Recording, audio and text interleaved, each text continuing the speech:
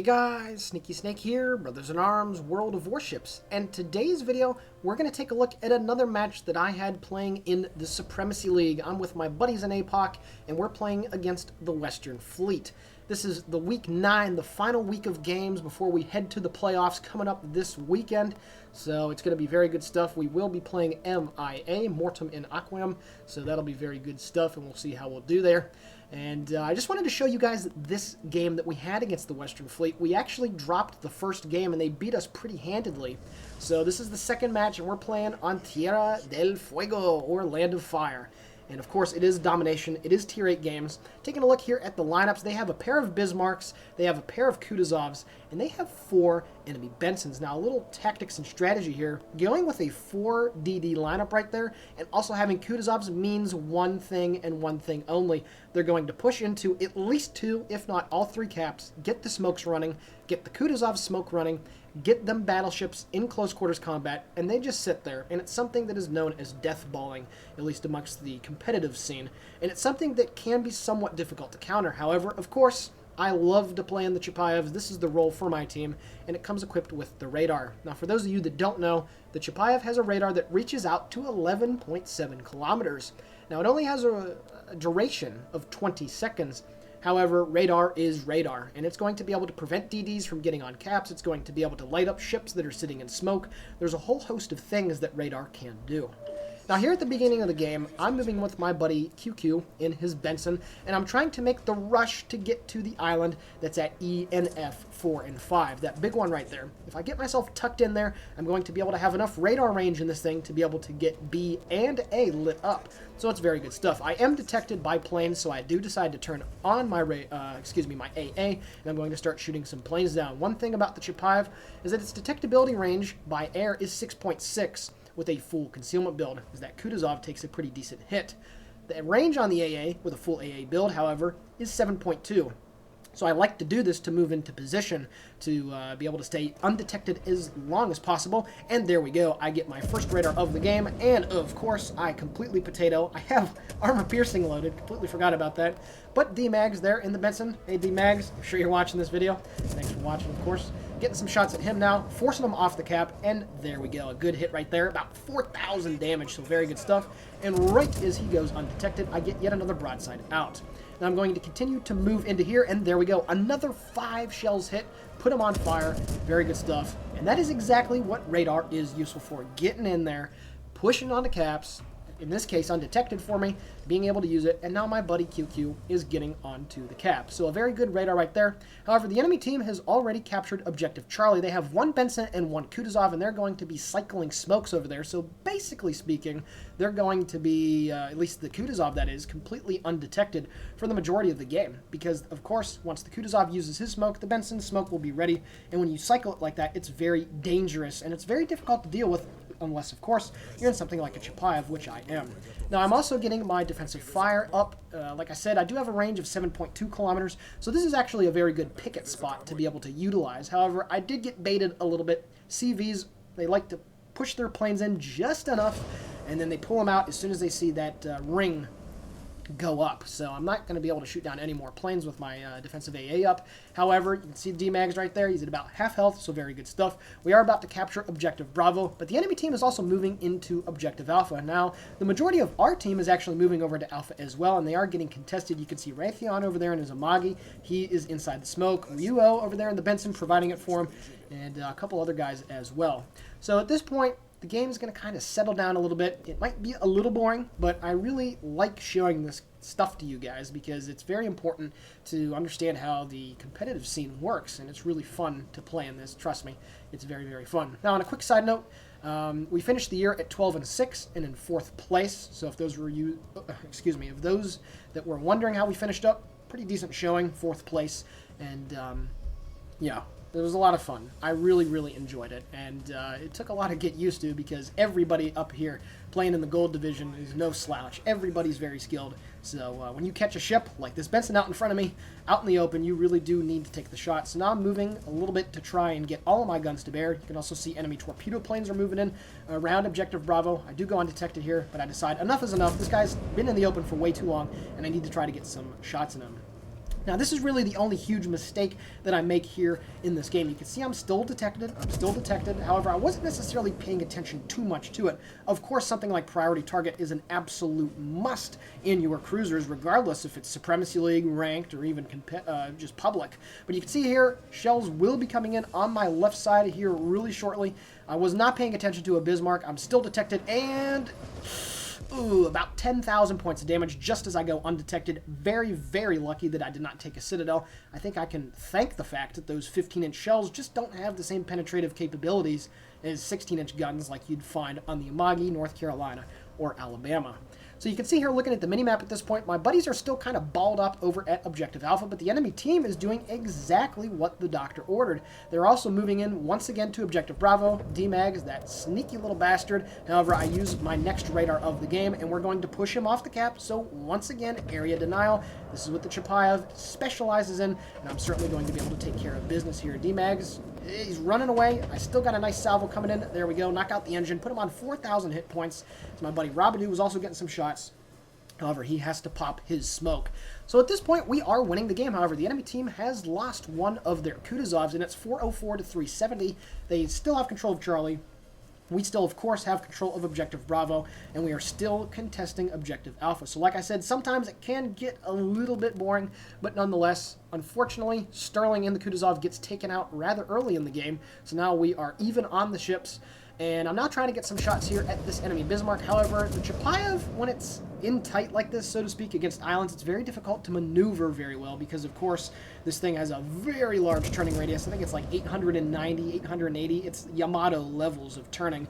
And it also comes with about an 8-second rudder shift. And it's just not good. So I'm trying to scoot back into the smoke, and I'm also trying to get the broadside out, the full broadside that is on the Bismarck. But once again, maneuvering around like this can be difficult. But there we go. I get into a nice spot here where I'm able to get some nice shots into the side of the Bismarck. But of course, that Benson that's right there, Red Russian, it's actually a very cool name, I do enjoy that, is going to be popping his smoke there really shortly. So you can see they're doing exactly as intended, like I mentioned earlier, getting up into Alpha, getting up really close, utilizing the smokes, and letting the Bismarck secondaries go to work, getting more shots into the side of him. I do finally manage to light a fire. The only downside about running with a full AA build, which you really do have to, is that I don't have the benefit of Demolition Expert. So I can only get the fire chance up a little bit more, 1% that is, utilizing the flags. We still have control of Objective Bravo, and the enemy team still has control of Charlie. You can see the Benson and the Kutuzov are still over there trying to take care of business. D-Max is still lurking around here at Objective Bravo. There's also that Bismarck that's on about 1/3 health that's kind of been stuck there at that island. I'm not sure exactly what the plan was for those guys sitting there. But I digress. He's still in a relatively good position, and I really cannot maneuver out to try to get shots on that guy because, well, the angle's poor, and I'd still have to worry about that Bismarck that's over at Objective Alpha. Now, it's at this point in the game that we decide that there's really no point in staying at Alpha because those Bensons have continued to cycle the smoke, once again, deathballing like bosses. That Bismarck is now also pushing up, and he will get smoked up yet again. See D-Mag's torpedoes coming in, so I'm just going to stay exactly where I'm at. Rabadoo does manage to take out Red Russian in his Benson, though, so one of their destroyers is taken care of, so a very nice torpedo salvo right there. I got to admit, playing with these guys and their Bensons, they are some of the best Benson players on the server, and it's not just my bias because they're my clanmates. These guys really do know how to take care of business. I shoot down my third plane as I go undetected. You can see here, however, that we've unfortunately had to get out of Objective Alpha, and the enemy team will be taking over that objective right about now. Nope, never mind. The cap does get reset, so very nice reset. I believe that was a blind fire by Shin in his Amagi, but now they're actually going to be able to get this cap. So while we do have the points lead, 483 to 462, and the ship advantage, they're going to have the cap advantage, and this could be a potential big problem because having the middle objective and having the enemy team on the flanks presents a very difficult situation to get out of. Now at this point, I'm assuming that that Bismarck is going to push a little bit around the corner. So my buddy Rabadoo decides to set me up with a smokescreen. One of the weaknesses that I have in my Chapayev play is that sometimes I get a little too carried away and I'm not as torpedo savvy or dodging torpedoes as savvy as a lot of other people are. Sometimes I only had 7 shells there on the Benson doing about 5,000. Sometimes I just get a little carried away and I sit and smoke a little bit too long. And the Kutuzov is certainly much better at it because it also has its own smoke screen, but I'm certainly going to take advantage of it. I have 2 radars left over. But unfortunately, our carrier also got killed. I don't think I recognized that. So now that our CV is dead, this is actually a huge problem because we're not going to have the ability to be able to spot these enemy destroyers, sans me, or using radar. So we're in a pretty tight situation here. And this points lead is only going to grow larger and larger. It's 463 to 588 now. Rabadoo is going now back up in front to try to get a little bit better detection on these torpedoes if they are coming this way. So I'm not, of course, going to stay in one spot in the smoke screen. That is one thing that, at least in the public scene, that happens all the time. People go into smoke, and then they sit exactly in the same spot. You always want to be maneuvering around inside the smoke just in case. So yeah, it's now 475 to 618. The enemy team continues to hold on to Objective Charlie. You see those torpedoes right at the front of the smoke. And we realize at this point that we need to make a movement over to Charlie because that enemy team that's over there at Objective Alpha is going to be way too much to handle. I use my radar and I light up both the Bismarck and D-Mags over there at his Benson. Unfortunately, I thought that one of the Bensons over at Alpha was going to get spotted by that radar. So this is actually a bit of a waste because nobody else is actually going to be able to shoot at D-Mags and the Bismarck over there. So a very poor radar right there after the first two were very good. And it's at this point that I tell my buddy over there, QQ, that I'm going to try to come help him out at Charlie. You see that Kutuzov is only on 2,200 hit points, so we really do need to get that kill and make that even less. He is on a slither of health, 2,000 and, well, no, excuse me. He was at about 6,000. Now he's at 2,000. So my buddy in the Imagi back there trying to get the kill. Unfortunately, he does go undetected. And it's at this point that we realize that there's no more time. There's only 8:51 left in the game, so we really do have to make a push here. And this is exactly where the Chapayev is strong. The later in the game that this ship stays alive, the more deadly and the more beneficial it is to the team. You can see here, however, we have moved on to Objective Charlie, QQ making the play to prevent the enemy from getting the points. So that's a very important thing right there. And I tell him that I got about 58 seconds left on the radar, and I'm en route to his position, moving at full speed at about 35 knots. And the Chapayev, one of its main strengths is that this is a very sleek and slender ship, and therefore it is very, very fast. You can see the Bismarck shooting there at Megadude, my buddy, in the Imagi. However, you can see also that my team is pushing heavily into Bravo. They realize that that Benson doesn't have too many hit points left, and they also realize that that Bismarck that was over there doesn't have many hit points left either. So they're going to be very aggressive and try and force that guy out of his position and get the kill. You can also see that the enemy ships over in Alpha are moving, and there we go. Another solid play. Ryuho's torpedoes taking out D-Mags in his Benson. So now we've brought the scores back a little bit, so we still feel okay.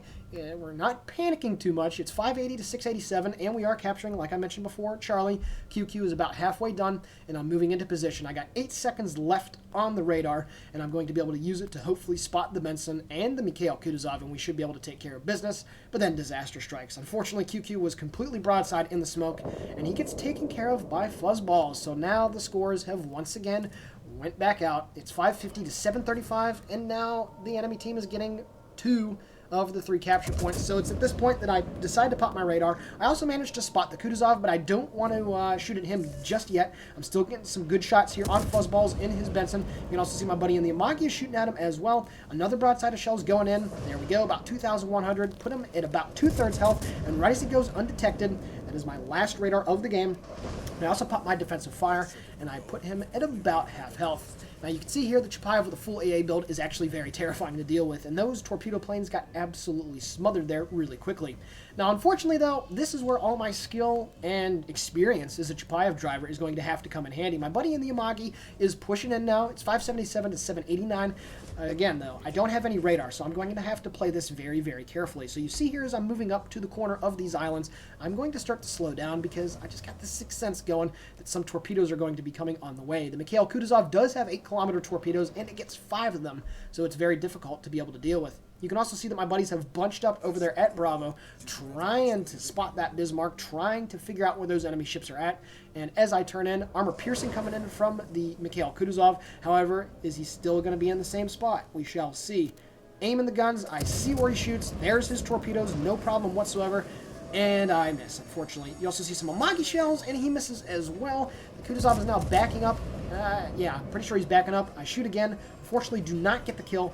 You can see my buddies are now making a huge push around the island trying to find the Bismarcks, and there they both are detected. So now it's at this point where they have 855 points. There's only 5 minutes and 42 seconds left, so something has to be done here. My buddy in the Amagi behind me, however, is moving in now more so towards Charlie, and what I'm trying to do is get within assured acquisition range of this Kutuzov that's over here. It's 2 kilometers for me since I go with the full concealment build. So I'm moving up to this corner right here, and what I'm trying to do is not put myself into a position to take torpedoes from both of those ships.